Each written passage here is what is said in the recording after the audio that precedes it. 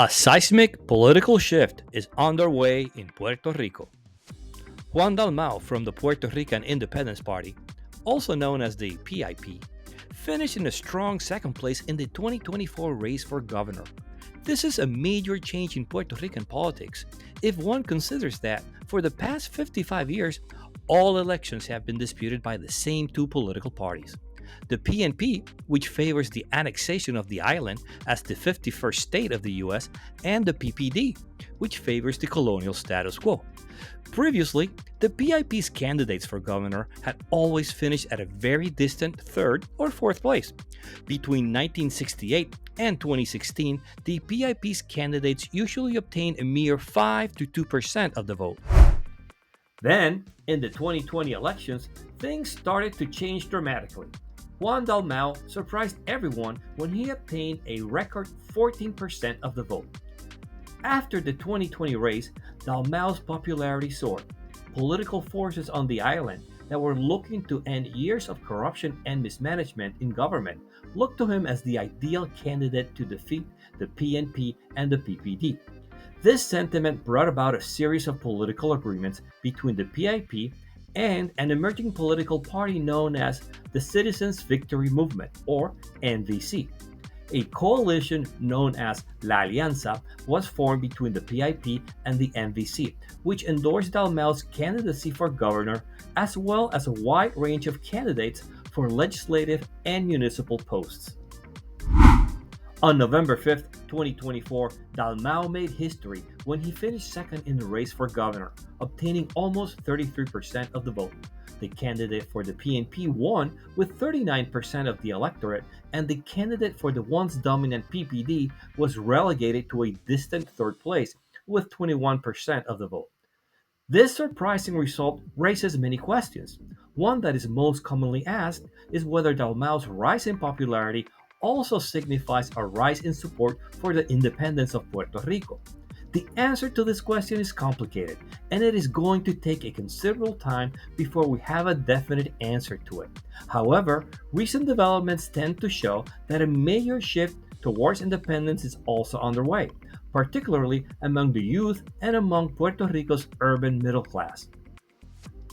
Prior to the 2024 election, it was generally believed that Dalmau's growing popularity had nothing to do with voters' attitudes towards independence or with the island's political status. However, unexpected results from a non-binding plebiscite held on the same day as the election surprisingly show that support for independence on the island is growing dramatically. Prior to 2024, the option of independence was relegated to 5 to 2% of the electorate. Since 1967, there have been several plebiscites or referendums regarding Puerto Rico's political status. None of these plebiscites have been legally binding, and most of them have been heavily boycotted. Results for the option of independence in plebiscites held prior to 2024 are as follows: 0.6% in 1967, 4.4% in 1993, 2.5% in 1998, and 5.49 in 2012. To the amazement of many political pundits, independence obtained a record 30.85% of the vote in the November 5, 2024 status plebiscite. One factor that makes this result unique is that support for independence was entirely organic. No one campaigned in favor of the independence option, not even the PIP.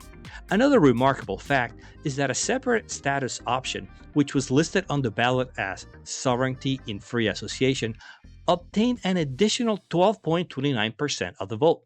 Therefore, 43.14% of Puerto Ricans voted in support of the creation of a sovereign nation.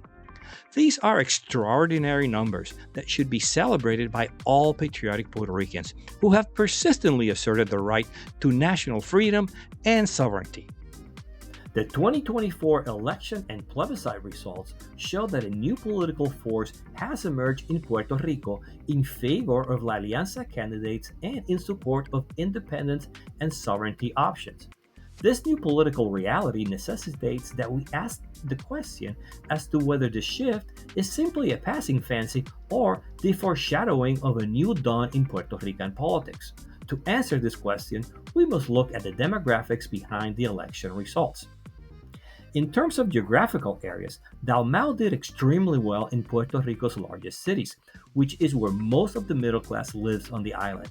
He won all of the 10 most affluent municipalities, won the cities of San Juan and Mayagüez by more than 10 points, and lost Ponce by just 31 votes. This pattern shows that Dalmau's strongest support is among the middle income voters. Historically, a dissatisfied middle class has always been the driving force for change in nations throughout the world. Most likely, Puerto Rico's middle class will not be an exception to this rule. With respect to age demographics, polls showed that Dalmau's candidacy, as well as the option of independence, did extremely well with young voters. A poll conducted by the Universidad del Sagrado Corazón shortly before the election showed that Dalmau had a whopping 77% support among young voters, and that the youth also preferred independence over becoming a state of the United States.